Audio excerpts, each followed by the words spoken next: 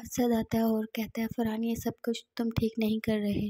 फरहान कहता है मैं तुम्हारी बहन से शादी इसलिए की थी कि इकलौती बहन है, सामान काफ़ी दोगे, घर भी दोगे, लेकिन आप लोगों ने दुआओं के सिवा कुछ नहीं दिया। मैं निकाह करके रहूँगा।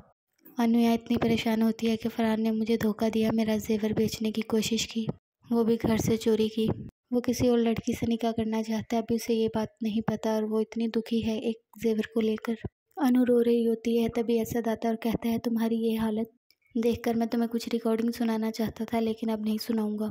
फरहान निकाह कर रहा है रमशा से, मैं उससे बात कर आया हूँ, वो नहीं मान रहा। वो कहती है आप मुझे रिकॉर्डिंग सेंड करें, घर जाएं, मैं अभी पीछे से आ ही रही हूँ।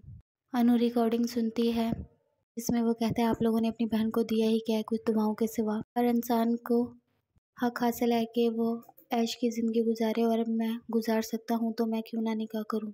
अनु का रो रो कर बुरा हाल होता है। बीना आती है और कहती है अम्मी आप परेशान ना हो, मैं जुनैद से बात करूँगी। अनु की माँ कहती है जो बीज मैंने बोया है वो मैं नफ़रत का काट रही हूँ, मेरी औलादें मुझसे दूर हो गई हैं, मुझसे नफ़रत करती हैं। बीना कहती है औलाद कभी भी नफ़रत नहीं करती, वो बस आपसे नाराज़ है। बीना रो रो कर दुआ मांगती है अल्लाह इन सब बेटों को माँ के करीब कर दे। जुनैद आता है और कहता है कि मेरी माँ ने मुझे मेरी ही नज़रों से गिरा दिया, मैंने तुम्हारे सामने कितने बड़े बड़े दावे किए थे। बीना कहती है मैं कुछ नहीं सोच रही, बस मैं ये सोच रही हूँ अम्मी दुखी हैं, आप लोग अपनी नाराज़गी ख़त्म कर लें। जुनैद कहता है तुमने बीवी होने का हक अदा किया है, लेकिन मैं शोहर होने का हक अदा नहीं कर सका। असद घर आता है और कहता है कि अनु से मेरी जितनी नाराज़गी थी सब ख़त्म हो गई है, जैसे दिल में सिर्फ एक परेशानी सी रह गई है अनु की तरफ से। फरहान निकाह कर रहा है और मैं अनु को बता दिया है।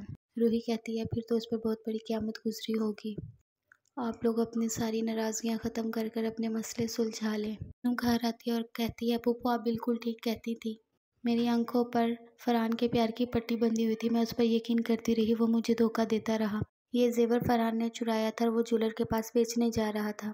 फरहान कहता है रमशा मेरे पास इतने पैसे नहीं है, मेरी कुछ पेमेंट फंसी हुई है, मैं तुम्हारे हक महर की रकम पूरी नहीं कर सका। रमशा कहती है कोई बात नहीं, जितनी है उतनी ही करवा दो, तुमसे बढ़कर मुझे कुछ नहीं है। जैसे ही फरहान जाता है पीछे से रमशा कहती है पैसे है नहीं और चला है निकाह करने के लिए।